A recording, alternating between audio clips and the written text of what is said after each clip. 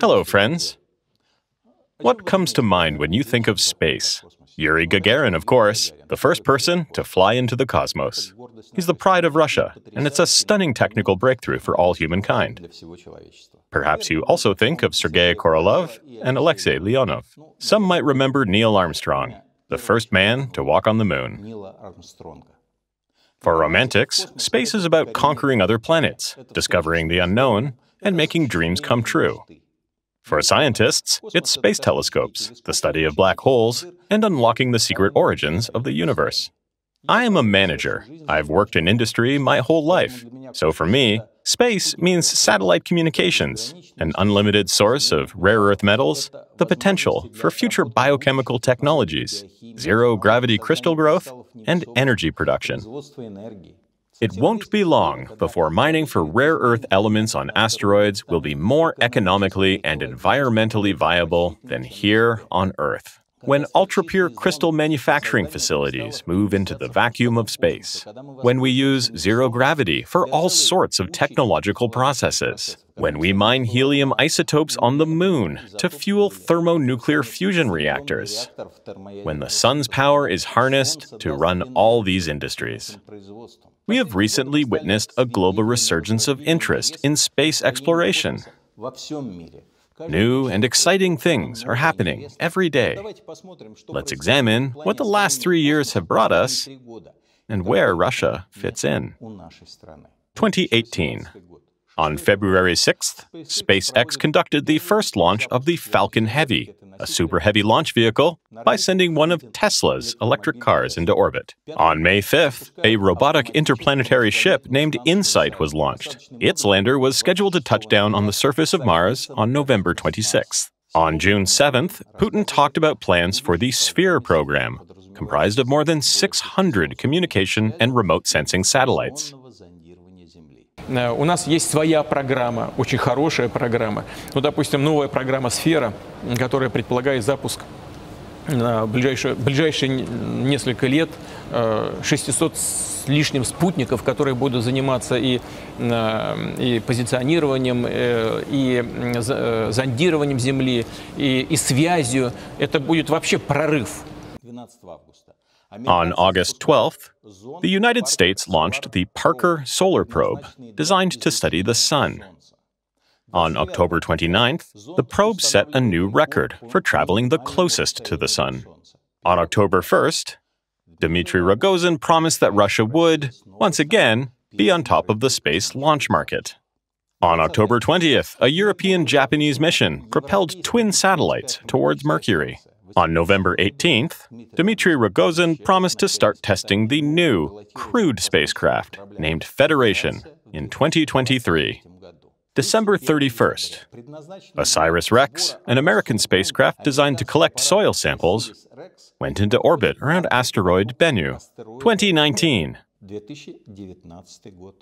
On January 3rd, a Chinese space module, complete with a lunar rover, successfully landed on Earth's satellite. With this, China became the first country to land on the far side of the moon. On February 22nd, an Israeli private interplanetary spacecraft called Bereshit was launched to study the moon. On July 22nd, India launched the Chandrayaan-2 lunar station, equipped with a lunar rover.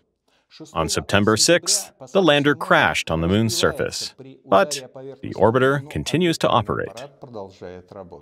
On August 27th, the Russian Space Agency Roscosmos demonstrated a simulation of a nuclear-powered space tug. On October 22nd, Roscosmos experts approved the design of a super heavy launch vehicle. On November 13th, a Japanese spacecraft completed its exploration of the asteroid Ryugu and returned to Earth with soil samples. On December 16th, Dmitry Rogozin, the head of Roscosmos, announced plans to build an elevator to the moon. 2020. On February 10th, the European spacecraft Solar Orbiter was launched to explore the Sun. April 16th, Rogozin promised to send a Kamaz vehicle into space. April 19th, Rogozin promises that a proposed Russian reusable rocket will be more efficient than SpaceX's. May 30th, the second launch of the American Crew Dragon took place with 2 astronauts on board. The ship successfully docked with the ISS and became the first privately developed spacecraft to carry a human into orbit. July 20th, Al-Amal, an interplanetary vehicle from the United Arab Emirates, sets off to Mars. July 30th, the United States launches the Perseverance mission to Mars. On February 18, 2021, a drone-equipped rover landed on the planet's surface. On November 24th, the Chinese automatic station Chang'e 5 flew to the moon. On December 16th, it completed its mission by bringing lunar soil samples back to Earth. China became the 3rd country, after the United States and the Soviet Union, to accomplish this task. December 31st, Rogozin promised a crewed flight to the moon in 2028. 2021. On February 18th, the Roscosmos Supervisory Board approved a new version of their development strategy for the period up to 2025, with an outlook to 2030. On March 30th, Virgin Galactic introduced the new vehicle Imagine for its Spaceship 3 fleet.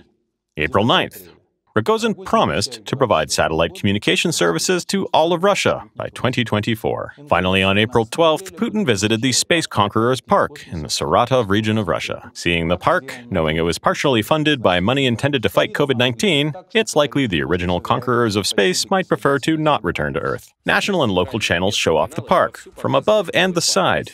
But no matter the angle, its essence is unchanged. In an open field 50 kilometers from Saratov sits a small paved plot of land, an asphalt road, a haphazardly placed glass pavilion, and a restored monument that was already there.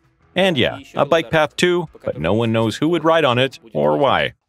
The comparisons aren't good. Across the world, private companies in countries that were previously far from exploring space are doing new and exciting things. Meanwhile, the only thing Roscosmos and Putin are exploring is promises.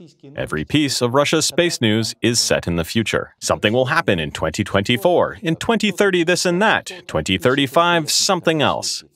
Everything is supposed to happen at some point. Real achievements largely consist of theft, misappropriation of funds, and the launch of outdated spacecraft. There's been one newsworthy event in the last 3 years. On December 14, 2020, the second test launch of the Angara A5 Heavy rocket was carried out from the Plesets Cosmodrome. The problem, though, is the Angara A5 is more expensive and carries a lower payload than the Falcon Heavy. And commercial operations are only expected by 2026-27 at the earliest. That is, by and large, the same news in the future tense. Mind you, it isn't only talk anymore. It's important to understand that modern space achievement is developing new technologies and building our future economy. The countries that fall behind in this race risk losing the competition forever, and it'll be tough to catch up. Even though Russian space industry news occurs only in the future tense, the Russian government continues to exist in the past. Putin still believes that the greatness of a country is exclusively measured by military potential. Although it was pretty cool to nail your shield to the gates of Tsargrad in the 10th century, in the 21st century, that's not enough to be chronicled by history. Perhaps a footnote, but not a leading character. Leading up to April 12, Cosmonautics Day in Russia, sociologists asked Russians to identify Gagarin's first name. 97% of respondents were able to answer correctly. People will never forget the first man in space. But the president who annexed a little piece of his neighbor's country? I don't think so. Not only will Putin fail to be remembered by history, he won't allow a new Gagarin to emerge either. It is not that there are no further opportunities for state agencies to explore space. It's just clearly not Rogozin who's going to do it. At the end of the day, businesses are competing with states in the 21st century space industry. Musk, Bezos, Branson, everyone has their own spacecraft. And by the way, it's not just a rich man's hobby, it's business, which means that companies see the space industry as a paycheck and not just a curiosity. In Russia, we'd never have SpaceX, as Musk would still be serving prison time for PayPal. Which unfortunately is not a joke. If we're talking private space exploration, then the first Russian name that comes to mind is Mikhail Kokorich. An exciting niche, a comprehensive business model, several successful launches, followed by a criminal case, a departure from Russia, and a new startup in the US. We celebrate Cosmonautics Day on April 12th, a day inextricably linked to the name Yuri Gagarin. But the first spaceflight took place in 1961, 60 years ago. I would like to see some modern achievements. I think Gagarin would too. But instead, this meme popped up. Unfortunately, we aren't flying to Mars. Our space activities consist mainly of Rogozin's tweets. And that's a big problem, because although Putin and Rogozin will leave one day, the gap will remain.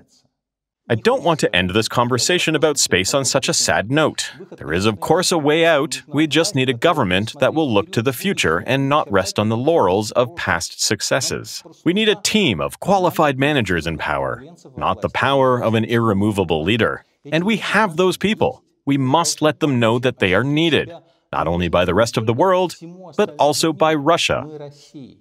And we will. Thank you for watching this video. Please like it, subscribe to the channel, and turn on notifications to be alerted when my new videos are released. Have fun!